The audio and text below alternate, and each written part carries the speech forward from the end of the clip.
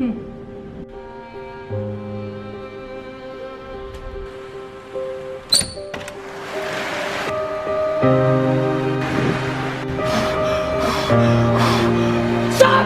help!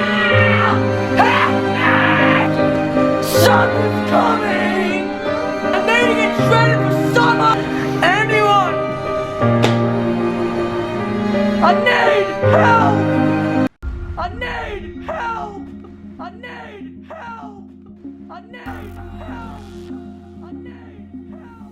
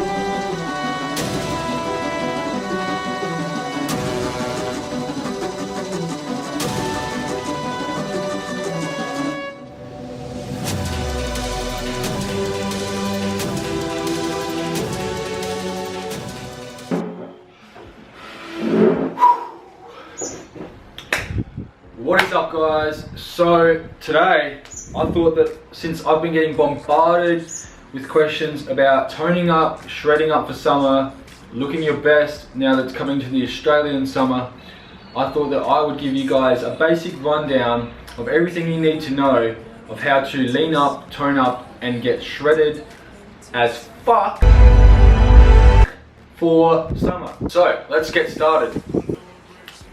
Weight loss or shredding comes from one thing and one thing only. 110% of weight loss is from this one thing. Fat loss, weight loss, comes from a caloric deficit. A caloric deficit is when your body or you burn more calories than your body consumes daily. Everyone has a BMR, a basal metabolic rate, and when you're in a deficit, you are eating less, consuming less calories than your basal metabolic rate, which is the amount of calories you need in a day for all your daily activities. Now, your basal metabolic rate will be determined from your height, weight, your age, your daily activity. A lot of those factors will come into play when determining that, but we'll discuss that later. The misconception that I'm trying to get to you guys is there is no way that you can lose weight without being in a caloric deficit. So say, for example, your basal metabolic rate, the amount that you need to consume per day to maintain weight, is 2,500 calories like me. If you eat 2,000 calories in that day, you have put yourself into a 500 calorie deficit. Now, calories come from food, as you know. 1 calorie is equivalent to 4 kilojoules. So you guys, when you see in Australia especially the packaging, you see the kilojoules but not the calories. 1 calorie is 4 kilojoules. Okay, so you could do all the exercise in the world. You could do marathons, sprints, running. Run for fun? What the hell kind of fun is that? Hill climbing, bike riding, cycling, anything you want. You will not lose weight unless you're in a caloric deficit. Okay, I'm just trying to give you guys the basic information without getting too scientific about this. Okay. Number 2, tracking and being accountable for what you're eating and what you're consuming. You guys will not get precise, effective results if you guys are not tracking or taking note of everything that you're putting in your body while you're in a deficit. There is an app called MyFitnessPal, which I'll show on the screen, which I use every single day, no matter what, if I'm bulking, if I'm cutting, to track what I'm eating, even though I eat the same thing pretty much. I just like to, it's a habit, it's a good habit to get into, and it's a good habit to track your macros consistently. Download that app. You can go into the supermarket, you can scan through your phone any single piece of food and it'll come up with how many calories, how much protein, how much carbs, how much fat's in it, and that will help you tremendously on your way to being accountable and tracking your macros so that you can lose fat and shred up for summer. By the way guys, this applies to both guys and girls, so I'm not just talking to you guys here. Okay, topic number 3 is macros. The basic 3 nutrients, which are protein, fats and carbs. When in a caloric deficit, when cutting, when shredding, it is paramount that you guys keep your protein high. Protein is responsible for retaining and gaining muscle. If you drop your protein when you're cutting, that is just a recipe to lose muscle fast.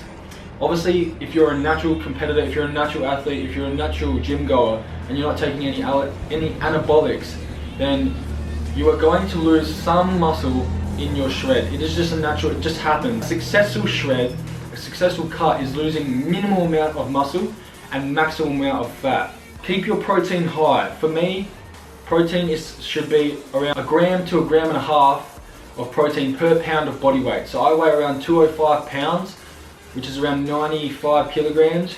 So I have 250 grams of protein per day when I am cutting, and around 225 when I'm bulking. But we're talking about shredding here, so 250. I keep my protein high. Never sacrifice your protein during a cut. Now carbs, they are what you sacrifice in a cut. They are what's you're going to take away. You want to keep as much carbs as you can while you're still losing weight. There is no point reducing carbs even if you're still losing weight.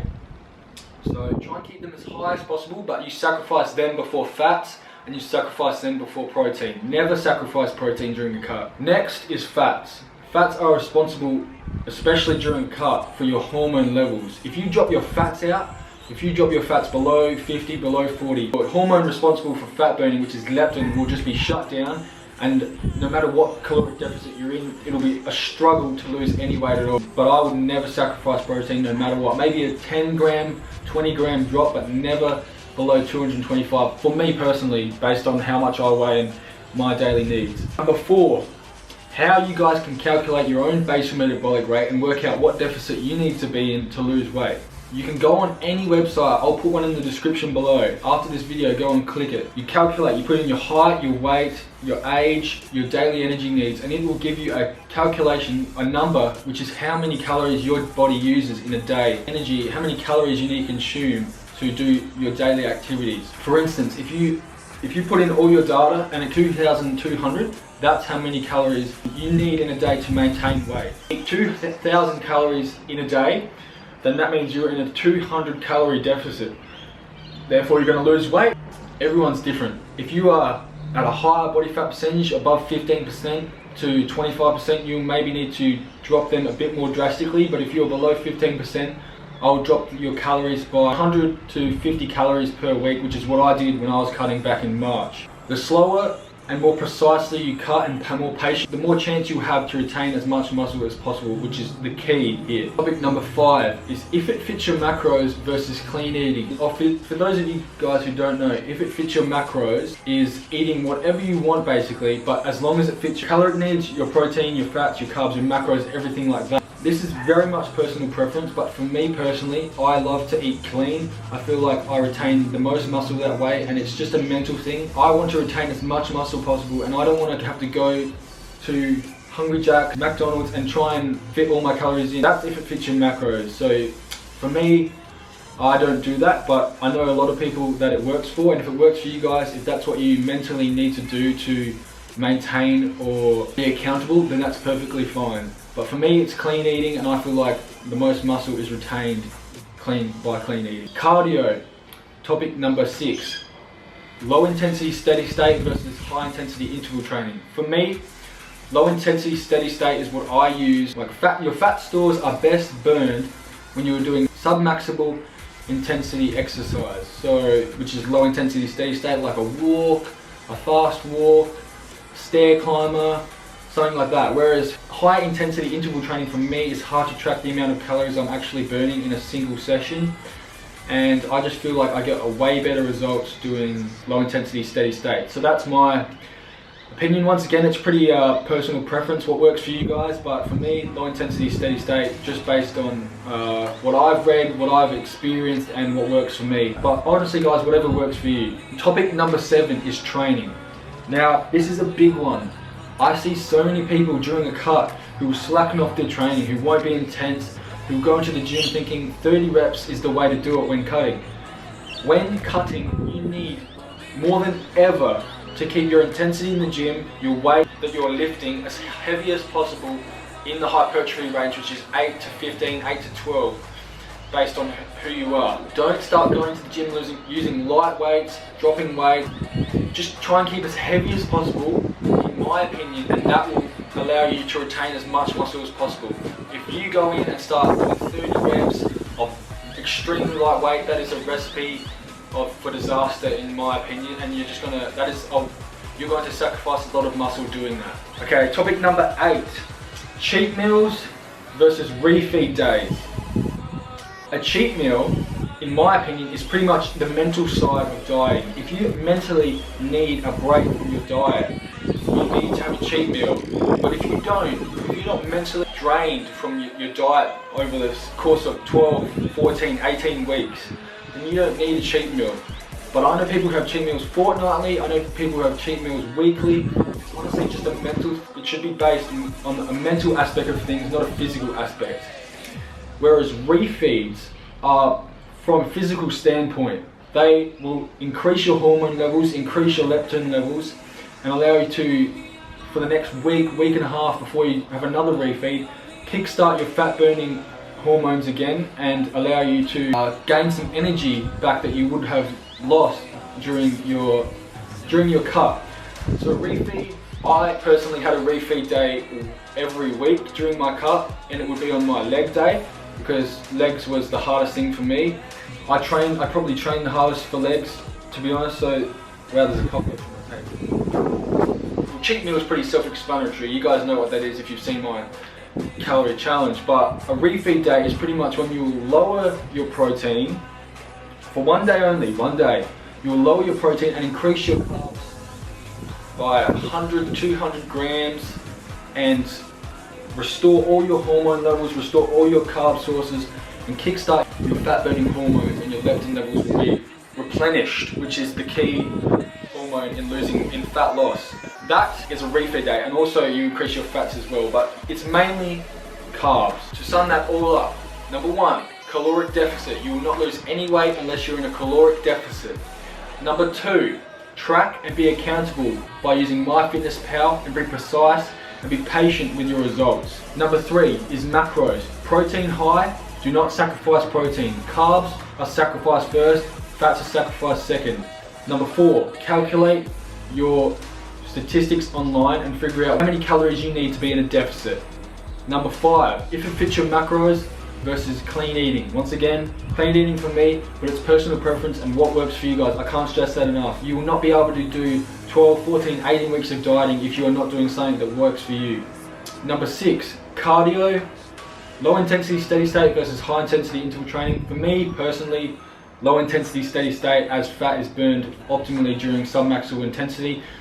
That is my reasoning behind it, but whatever works for you again.